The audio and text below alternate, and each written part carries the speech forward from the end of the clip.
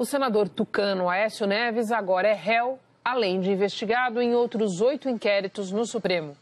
A decisão da primeira turma do tribunal foi unânime para a acusação de corrupção e teve um só voto contrário quanto à de obstrução de justiça. Tudo derivado da Operação Patmos e da delação da JBS.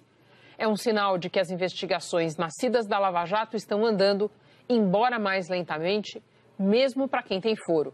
Aécio Neves estreou como réu no Supremo, mas não é só. Outros 8 inquéritos no tribunal investigam o senador do PSDB. Nesta ação penal de hoje, ele vai responder por corrupção passiva e obstrução de justiça. A denúncia se baseou nas descobertas da Operação Patmos e na delação de Joesley Batista. As acusações são as de ter recebido propina de 2 milhões da JBS e de tentar atrapalhar a Operação Lava Jato. Os outros 8 inquéritos apuram denúncias feitas a partir de delações da Odebrecht e do ex-senador Delcídio do Amaral, que era do PT na época. Nesses inquéritos, Aécio é investigado por crimes como corrupção e lavagem de dinheiro. A decisão da primeira turma do Supremo foi unânime para uma das acusações. Na outra, houve só um voto divergente. Quem acompanhou a sessão de hoje foi o repórter Fernando Rego Barros. Nós vamos a Brasília agora conversar com ele. Fernando, boa noite para você. Unanimidade quanto à acusação de corrupção e o voto divergente ficou para a acusação de obstrução de justiça. Sim, Renata, boa noite para você, boa noite a todos. O relator, ministro Marco Aurélio Mello, foi o primeiro a votar. E ele aceitou o pedido de abertura de processo pelos 2 crimes denunciados pela Procuradoria-Geral da República. Antes dos votos, o subprocurador-geral Carlos Alberto de Vilhena Coelho disse que as provas contra o senador tucano são robustas. Já o advogado de Aécio, Alberto Zacarias Toron, argumentou que não há elementos que caracterizem os crimes, que na gravação é Joesley quem propõe o pagamento em dinheiro e que o fato de Aécio ser senador da República não impede que ele peça dinheiro emprestado. O ministro Marco Aurélio lembrou da ação controlada que registrou o momento em que parte dos 2 milhões foi entregue ao primo do senador. Ele também citou as gravações telefônicas em que o senador fala na escolha de delegados da Polícia Federal e considerou que Aécio tentou atrapalhar as investigações. O voto do relator sobre corrupção passiva foi acompanhado pelos outros 4 ministros da primeira turma. Já em relação à obstrução de justiça, só o ministro Alexandre de Moraes discordou.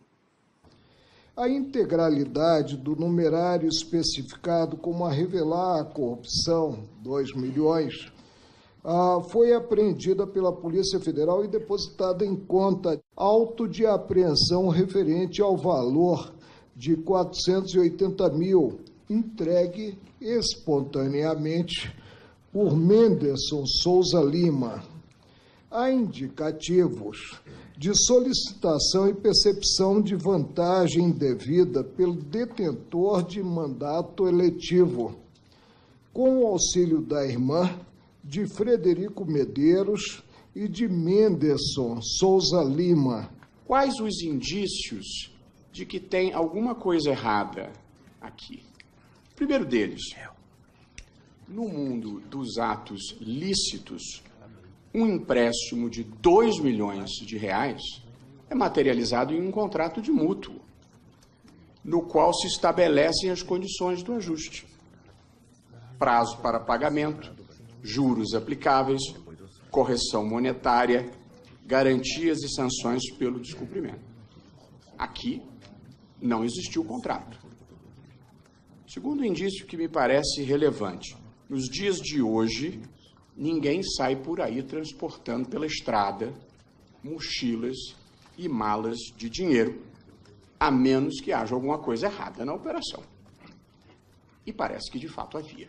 Recebo as 2 imputações, não só corrupção passiva, como obstrução da justiça, porque nesta fase processual são suficientes os indícios da materialidade da autoria e eu os entendo presentes, especificamente quanto à obstrução da justiça, pela vertente da tentativa de escolha de delegados de Polícia Federal para conduzir os inquéritos da Operação Lava Jato. É caso típico de recebimento da denúncia em cujo processo a parte poderá demonstrar à sociedade a verossimilhança de que se tratava de um eventual empréstimo, de que o primo não sabia o que estava levando para o imputado e que a irmã também não tinha ciência e consciência do fato e, por isso, agiu sem qualquer dolo.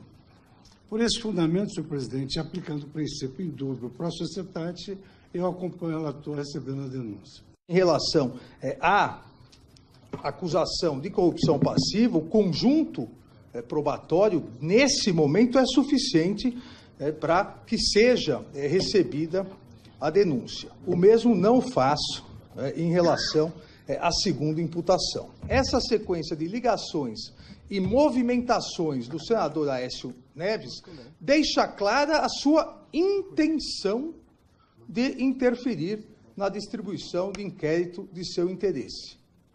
Ou seja, há o ditado, né, que de boas ou más intenções o inferno está cheio. Mas aqui a própria acusação fala em intenção, ou seja, é cogitação. Aécio Neves sempre afirmou que os 2 milhões seriam um empréstimo para pagar advogados. Depois da decisão da primeira turma, o senador deu uma entrevista.